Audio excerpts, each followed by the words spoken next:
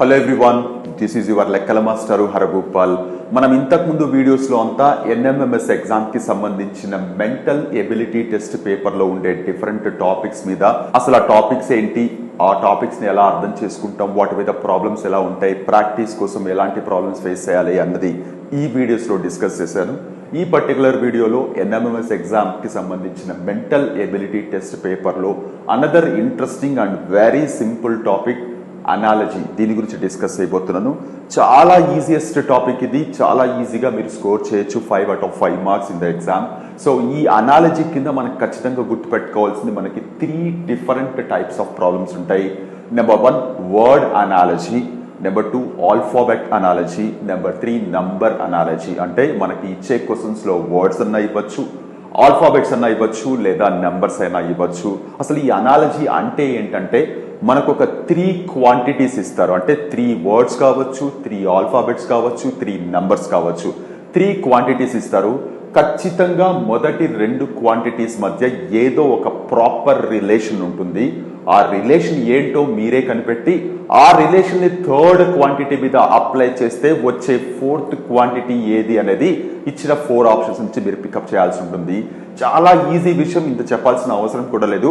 Straight forward గా నేను ఒక 2 ఎగ్జాంపుల్స్ అండర్ వర్డ్ అనాలజీ, అలాగే alphabet analogy and number analogy, దీని కింద ఒక్కొక్క 2 ఎగ్జాంపుల్స్ ఎక్స్ప్లెయిన్ చేస్తాను. దాని తర్వాత ప్రాబ్లమ్స్ చూపిస్తాను. స్ట్రైట్ ఫార్వర్డ్ గా నేను ఒక ప్రాబ్లం ఇక్కడ ఎక్స్ప్లెయిన్ చేస్తున్నాను, జాగ్రత్తగా చూడండి. Doctor, patient, teacher, dash.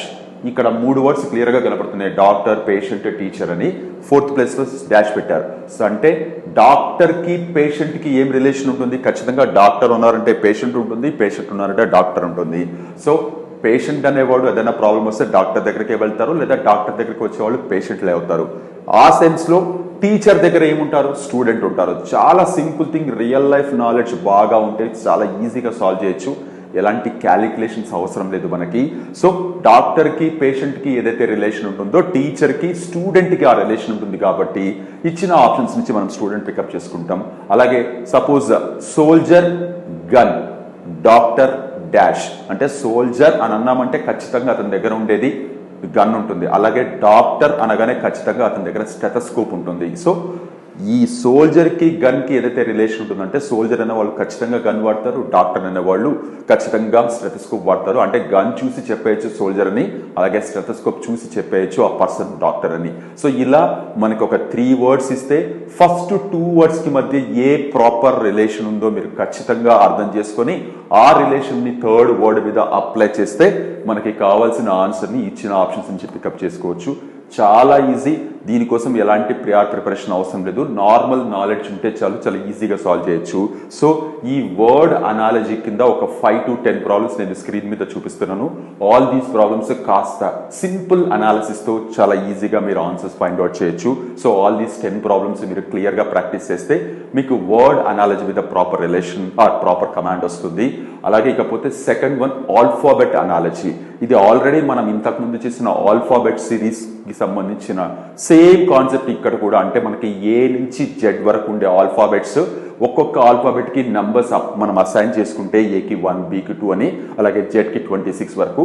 ఇది కనుక మన మైండ్ లో ఉంటే వాళ్ళు ఎలాంటివి ఇచ్చినా సరే చాలా ఈజీగా చేయొచ్చు. ఫర్ ఎగ్జాంపుల్ జాగ్రత్త చూడండి, ఈ జి సపోజ్ కే అని ఇచ్చారు అనుకోండి, ఈ జి కే అని ఇచ్చి డాష్ పెట్టారు. అంటే ఈకి జీకి ఏం రిలేషన్ ఉంది? ఈఎఫ్జిహెచ్ అని మనం కంటిన్యూ చేస్తాం. అంటే ఈజిహెచ్ఆర్ అంటే మధ్యలో ఒకటి స్కిప్ చేసి జీ తీసుకుంటున్నారు, అంటే ఈ నుంచి జీకి ఒకటి స్కిప్ చేసి తీసుకుంటున్నారు. అలాగే కే నుంచి కూడా ఇంకొక ఆల్ఫాబెట్ స్కిప్ చేస్తే ఏమొస్తుందో మనం అదే ఆల్ఫాబెట్ తీసుకుంటాం. సో ఇలా మనకి డిఫరెంట్ ప్రాబ్లమ్స్ ఆల్ఫాబెట్స్ నుంచి ఇస్తున్నప్పుడు 3 క్వాంటిటీస్, కొన్నిసార్లు 2 ఆల్ఫాబెట్స్ కూడా ఇచ్చే ఛాన్స్ ఉంది.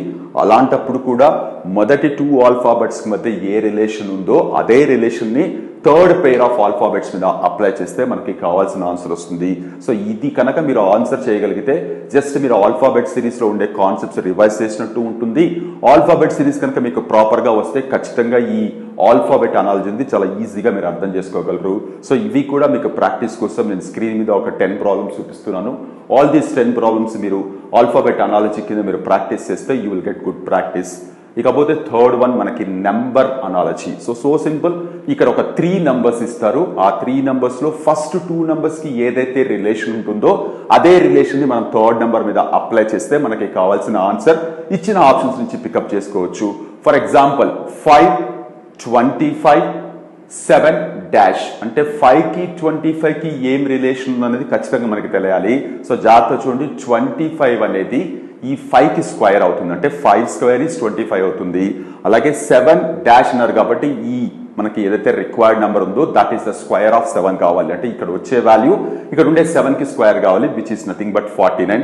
ఇక్కడ కొంతమంది కన్ఫ్యూజ్ అవుతా ఉంటారు, 5 కి 25 కి 20 డిఫరెన్స్ ఉంది కాబట్టి 7 కి నెక్స్ట్ నెంబర్ కి కూడా 20 డిఫరెన్స్ ఉండేలాగా తీసుకోవచ్చు కదా అని మీకు డౌట్ రావచ్చు.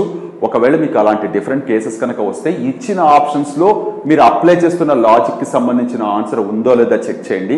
ఖచ్చితంగా ఏదో ఒక్క లాజిక్ కి అప్లై అయ్యే నంబర్ మాత్రమే మనకి ఖచ్చితంగా ఆప్షన్స్ లో కనపడుతుంది కాబట్టి ఇక్కడ ఎలాంటి కన్ఫ్యూషన్ రైస్ చేయాల్సిన అవసరం లేదు. సో అలాగే ఫర్ ఎగ్జాంపుల్ 756 6 డాష్ 756 6 డాష్ అంటే 7 ని 8 తో మల్టిప్లై చేస్తే 56 వస్తుంది. సేమ్ మల్టిప్లైంగ్ విత్ 8 ఇక్కడ కూడా నేను అప్లై చేస్తే 6 8 జర్ 48 అవుతుంది. ఇక్కడ చాలా మంది 7 ని 8 తో మల్టిప్లై చేస్తున్నాం, 8 అనేది 7 కి నెక్స్ట్ నెంబర్ కాబట్టి ఇక్కడ 6 కి కూడా నెక్స్ట్ నెంబర్ ఉంటుందేమో కదా, 6 7 జర్ 42 ఎందుకు తీసుకోకూడదు అంటారు. అఫ్ కోర్స్ మీ అనాలిసిస్ లేదంటే మీ అబ్జర్వేషన్ కరెక్ట్ అయినా ఆ అబ్జర్వేషన్ కి సూట్ అయ్యే ఆన్సర్ ఇక్కడ ఉందా లేదా అన్నదే పెద్ద క్వశ్చన్ మార్క్. ఏదో ఒక్క లాజిక్ కి మాత్రమే సాటిస్ఫై అయ్యే ఆన్సర్ మనకు ఉంటుంది కాబట్టి ఆ పర్టికులర్ దాని నుంచి మాత్రమే మనం ఆన్సర్ చూస్ చేసుకోవాల్సి ఉంటుంది. So my dear children, analogy అనేది చాలా ఈజియెస్ట్ టాపిక్. మీకు ఎలాంటి క్యాలిక్యులేషన్స్ అవసరం లేకుండా నార్మల్ అబ్జర్వేషన్ తో 5 out of 5 మార్క్స్ స్కోర్ చేయొచ్చు మెంటల్ అబిలిటీ టెస్ట్ లో. సో మనం ఇంతమంది చెప్పిందే word analogy, alphabet analogy and number analogy. So number అనాలజీకి సంబంధించి కూడా నేను ఒక 10 ప్రాబ్లమ్స్ స్క్రీన్ మీద చూపిస్తున్నాను. ఆల్ దీస్ ప్రాబ్లమ్స్ మీరు ఓన్ గా అబ్జర్వ్ చేసి ఫైండ్ అవుట్ చేయడానికి ట్రై చేయండి answers. You will get good practice. And remember, ఈ అనాలజీ నుంచి మనకి mental ability test NMMS exam లో 5 మార్క్స్ వచ్చే ఛాన్స్ ఉంది మినిమం. సో డెఫినెట్ గా 5 out of 5 ఈజీగా మీరు స్కోర్ చేయొచ్చు. All these word analogy, alphabet analogy and number analogy problems కనుక మీరు ప్రాక్టీస్ చేస్తే, అలాగే మీరు ఓన్ గా కూడా ప్రాబ్లమ్స్ క్రియేట్ చేయడానికి ట్రై చేయండి. డెఫినెట్ గా you will get good command. So my dear children, hope ఈ ఆల్ దీస్ ఎక్స్ప్లెనేషన్ మీకు అనాలజీ మీద కంప్లీట్ ఇన్ఫర్మేషన్ ఐడియా వచ్చిందని అనుకుంటున్నాను. సో మనం నెక్స్ట్ వీడియోలో ఇంకొక important topic under NMMS mental ability test దాంతో మీట్ అవుదాం. అంతవరకు take care, by by. Your లెక్కల మాస్టారు హరగోపాల్.